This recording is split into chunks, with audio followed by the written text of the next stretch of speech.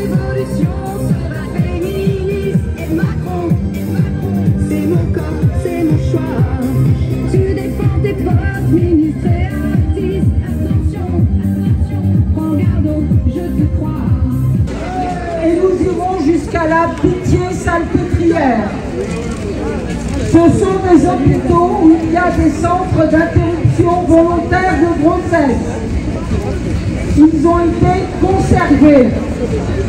Mais on n'oublie pas tous les CIVG qui ont été fermés, notamment dans les maternités, les petites maternités de proximité, compliquant énormément en milieu rural le fait de pouvoir aller avorter pour les femmes. Nous n'oublions pas non plus aujourd'hui que l'extrême droite est tapée au coin du doigt et que dans le RN, beaucoup ont voté contre la constitutionnalisation du droit à l'avortement. Nous n'oublions pas non plus que Michel Barnier, même s'il jure ses grands dieux que jamais il ne remettra en cause les droits fondamentaux, a voté, oui je sais c'est loin mais quand même, en 82 contre le remboursement de l'IVG. Donc dans la situation actuelle, nous sommes vigilants. La double clause de conscience n'a toujours pas été supprimée. En Italie, tout le monde le sait, tout du moins ici, 80% des gynécos ne pratiquent pas l'avortement. C'est vraiment le sens de notre présence aujourd'hui. Nous avons amélioré la situation, je dirais de façon législative. Mais au niveau des moyens, l'IVG pâtit aussi du fait qu'on a une pénurie de médecins. Je ne vais pas m'étendre très longtemps. En revanche, je vais passer la parole à Emmanuelle Lhomme, qui dirige, elle va se présenter elle-même, le centre d'interruption volontaire de grossesse de l'hôpital Cochin, où nous sommes, on n'est pas loin, à l'heure actuelle.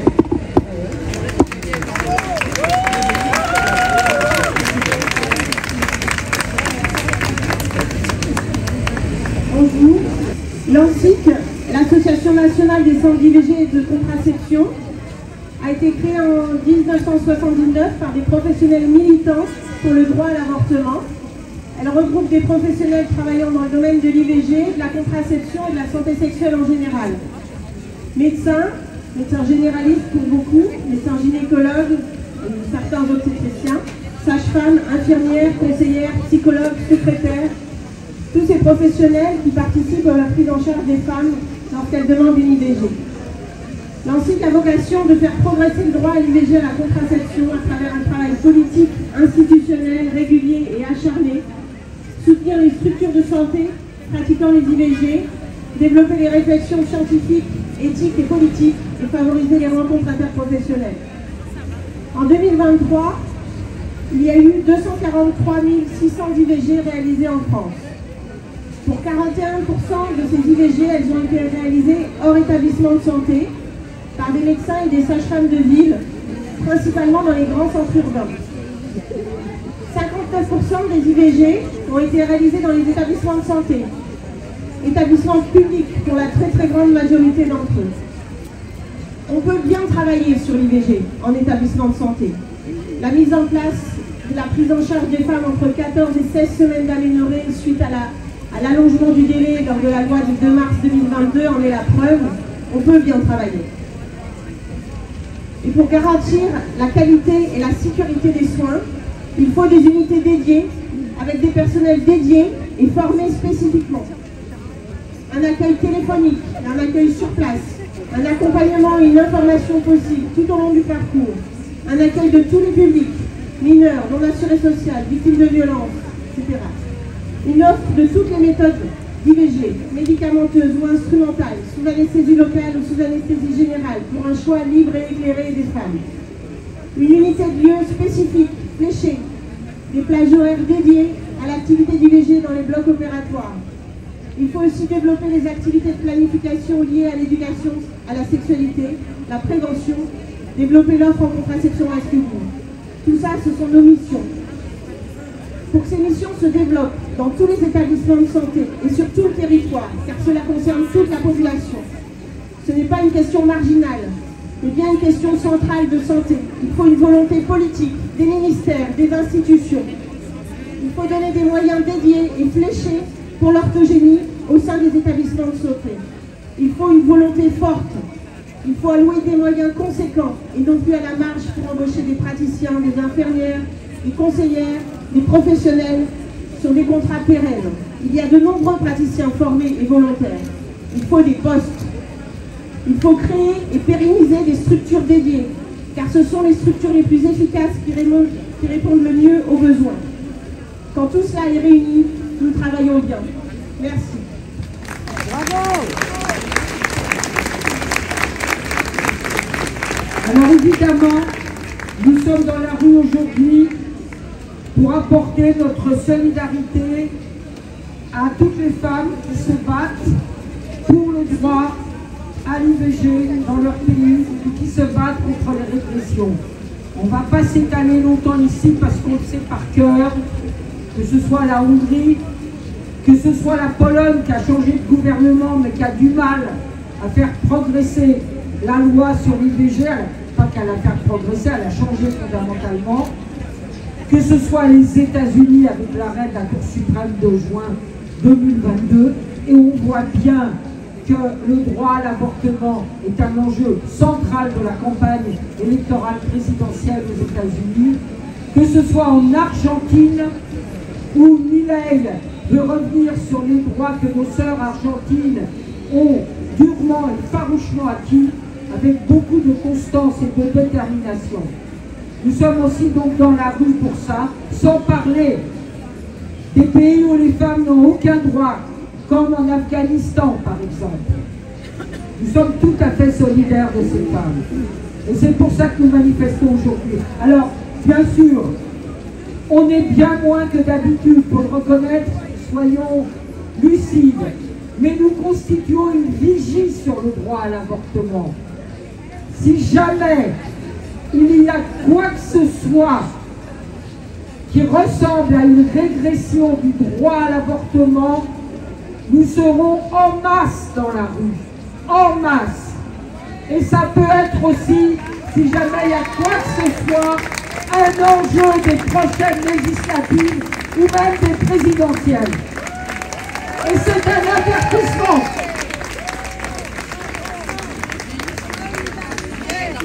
Avec les femmes du monde entier. Solidarité avec les femmes du monde entier. Solidarité avec les femmes du monde entier. Solidarité avec les femmes du monde entier. Solidarité. Ce qui a été inscrit, c'est la liberté garantie. Ce n'est pas, nous ce qu'on revendique, c'est que ce soit un droit fondamental et que ce ne soit pas que la liberté qui soit garantie, mais ce soit aussi les moyens matériels et humains. Or, à partir du moment où il y a une crise politique ou un gouvernement qui peut être en défiance des droits des femmes, comme le cas du gouvernement Barnier où plusieurs ministres ont eu des positions anti-IVG, plus que jamais il est nécessaire de revendiquer la défense et l'application du droit à l'avortement.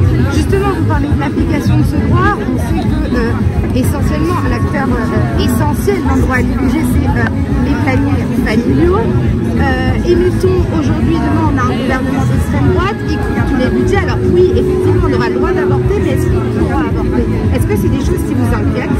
Oui, ça nous inquiète puisqu'on constate quand même qu'il y a une fermeture importante des centres d'IVG. On constate qu'il n'y a pas assez de moyens au niveau des services publics. Il y a aussi des maternités, l'accès aux soins qui ferment. On a vu le Rassemblement national qui s'est opposé à l'ouverture de centres, mais qui s'est aussi aussi opposé à la loi santé qui garantissait des choses très importantes sur l'accès à l'IVG. Donc non, malheureusement, c'est extrêmement inquiétant ce qui se passe au niveau du gouvernement. Justement, en 73, Simone Veil, on pensait que c'était un droit acquis. Est-ce qu'aujourd'hui, c'est un droit qui est remis en question? C'est un droit. Alors, on le voit à l'échelle internationale, il y a des remises en question puisque l'extrême droite monte. En Europe, évidemment, Italie, Hongrie, on voit qu'il est menacé. Nous demandons d'ailleurs l'inscription dans la charte des droits fondamentaux européens, par exemple. Donc oui, il est plus que jamais menacé. Et Simone de Beauvoir disait qu'en cas de crise, c'est là où on voyait les plus grandes menaces. Et nous savons que nous sommes dans une crise sociale, politique majeure, dans une crise démocratique majeure. Et évidemment, dans ce cas-là, c'est les droits des femmes qui sont impactés. Merci beaucoup. Quelle est la politique de Solidaire concernant l'IVG? Quelles sont ses craintes? Quels sont ses projets? Et qu'est-ce que Solidaire propose? Alors, je pense qu'en fait, on est toutes là autour des mêmes positionnements. Celui de dire attention, notre droit à l'avortement, c'est pas parce qu'il est maintenant constitutionnalisé qu'il est immuable et qu'il n'est pas attaqué de différentes manières. On voit bien qu'à l'international, là où il y a l'extrême droite, il est remis en cause largement.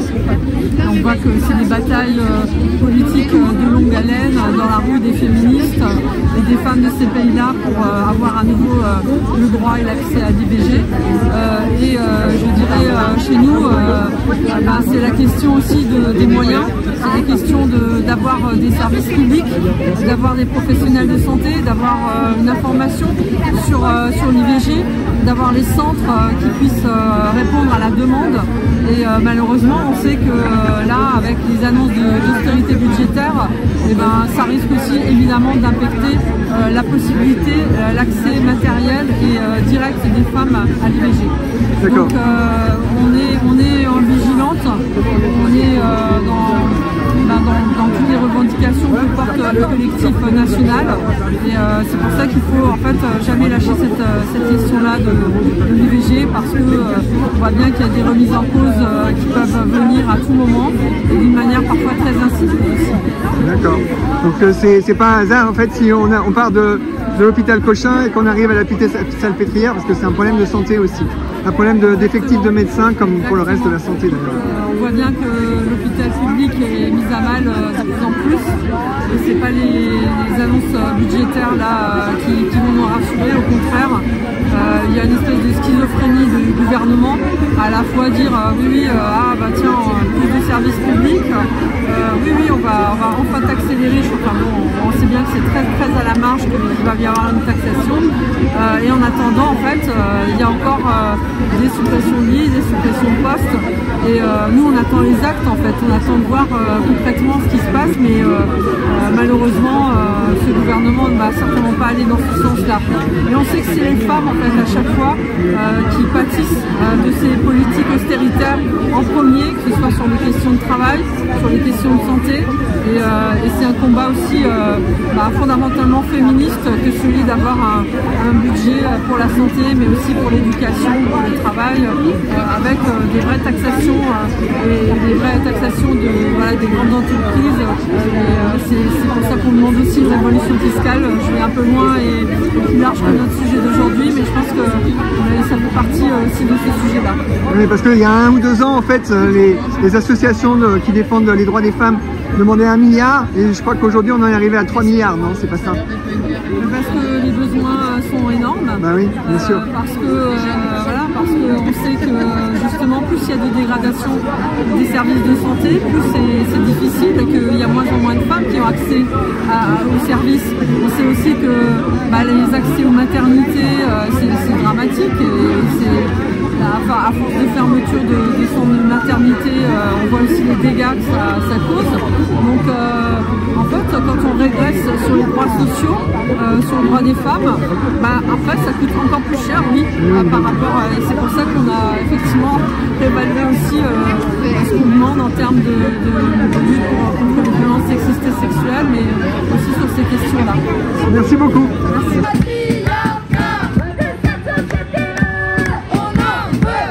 C'est vrai que le planning familial est un acteur central du droit à l'IVG. L'extrême droite a quand même pour volonté peut-être de vous asphyxier. Est-ce que c'est quelque chose que vous craignez?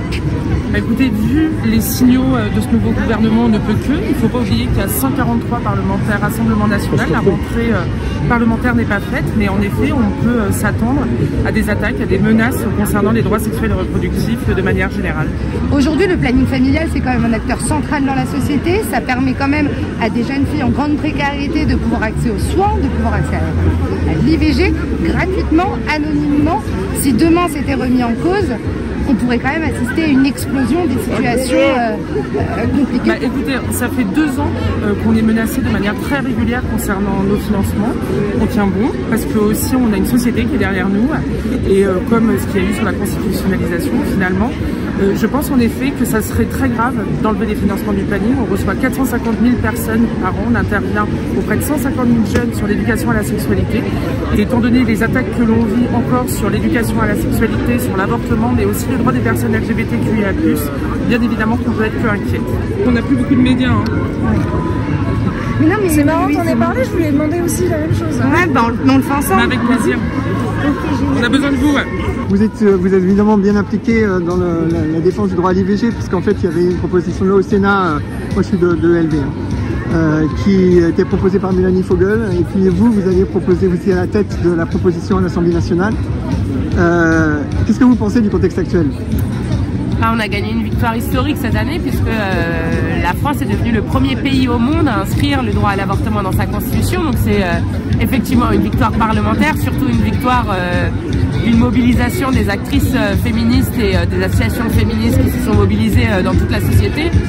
Et cette victoire historique est un peu ternie par le fait que nous nous retrouvions après des élections législatives avec un gouvernement qui n'a aucune légitimité démocratique, mais qui surtout a à sa tête de ce gouvernement M. Barnier, qui avait par exemple voté contre le remboursement de l'IVG par la sécurité sociale, avec des ministres qui ont voté contre la constitutionnalisation de l'IVG, avec des ministres, la moitié des ministres du Conseil des ministres qui se sont impliqués dans la manif pour tous et qui étaient opposés au mariage pour tous, et des ministres qui sont contre les droits des personnes transgenres, qui sont homophobes, qui sont, enfin, donc nous sommes très inquiètes des droits qui ont toujours été dans notre pays conquis de haute lutte, et nous nous battrons jusqu'au bout, que ce soit pour la France et puis en solidarité avec l'ensemble des femmes dans le monde qui luttent elles aussi pour obtenir les droits sexuels et reproductifs. D'accord.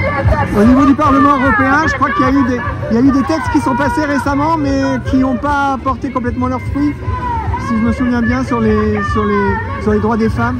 Je crois qu'il y avait une chose sur le consentement, il me semble. Oui, c'est ça. Il y a eu un texte, mais qui a été saboté par Emmanuel Macron lui-même, sur le fait d'intégrer la notion de consentement dans la définition du viol, ce qui est un scandale absolu. Alors là, j'ai entendu que des ministres disaient que peut-être qu'ils seraient d'accord pour l'inscrire, donc chiche, qu'ils le fassent. Et en tout cas, je le dis, nous serons là pour nous battre et pour faire en sorte qu'aucun droit ne recule et même que ces droits progressent dans ce pays. D'accord. Il y a certaines personnes qui pensent que le consentement, le consentement, ce serait à la place des critères actuels. Qu'est-ce que vous en pensez? Ah non, c'est pas à la place, ça se rajoute. C'est en plus, c'est en plus. Et chez nous, c'est Sarah Legrain qui a déposé une proposition de loi qui est dans la manifestation. D'accord, oui, je l'ai vu. Et qui a redéposé, elle l'avait déposée au mandat dernier, mais qui a redéposé une proposition de loi sur cette question. Donc c'est elle qui sera toute pointue pour vous. Merci beaucoup. Merci beaucoup.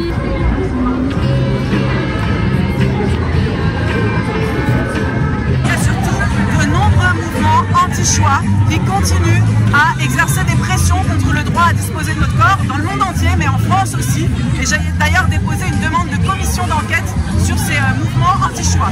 Et puis surtout, avec le gouvernement qu'on a, on a de quoi être inquiète sur la préservation du droit à l'IVG, de nos droits de façon générale, avec un Michel Barnier qui ne voulait pas que ce soit remboursé par la sécurité sociale, et avec Retailleau qui lui a voté contre la constitutionnalisation de l'IVG il y a quelques mois de ça. Donc vraiment, nous devons continuer à nous battre pour ce droit, évidemment pour tout le droit à disposer de nos corps, et évidemment aussi contre les violences sexistes et sexuelles, dont on voit aujourd'hui à quel point elles sont prégnantes dans notre société.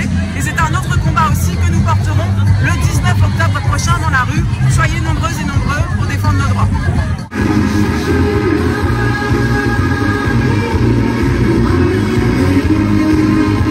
On est ici pour pour défendre les droits à l'IVG, pour aussi soutenir nos sœurs à l'étranger qui, elles, sont parfois ont vraiment leur droit à l'IVG menacé, notamment dans les régimes d'extrême droite et de droite extrême. Qu'est-ce que tu as à dire sur la situation actuelle, sur l'arrivée du gouvernement Barnier, sur la situation au niveau international, la Pologne, où ça s'améliore pas si vite que ça, etc. Il y a beaucoup de choses à dire sur le droit à l'avortement, qu'il s'agisse de la France, de l'Europe ou même du monde.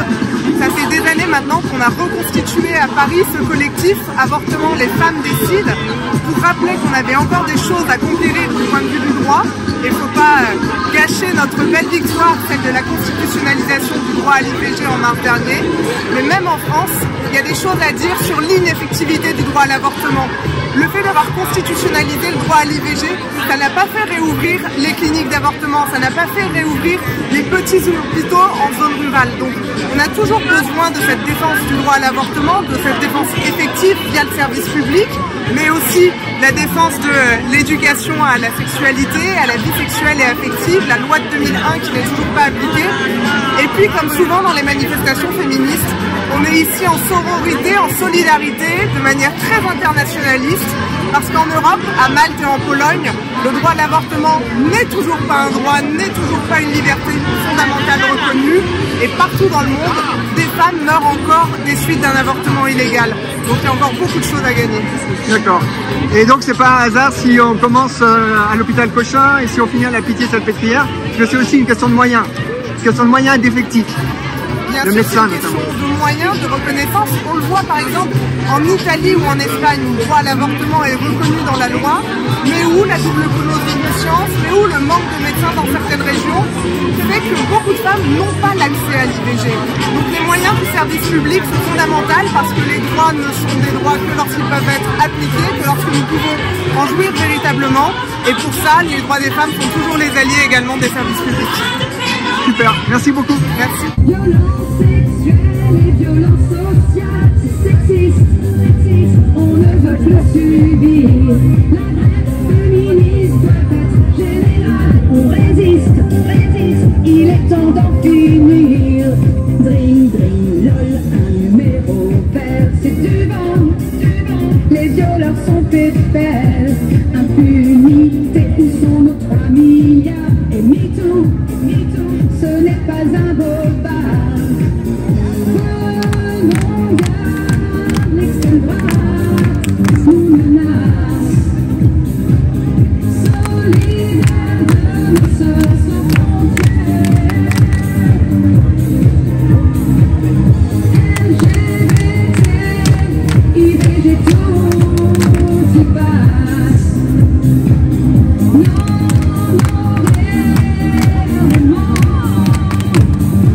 Toutes ensemble fortes et fières, l'évolution sera féministe. Et Macron, c'est mon corps, c'est mon choix.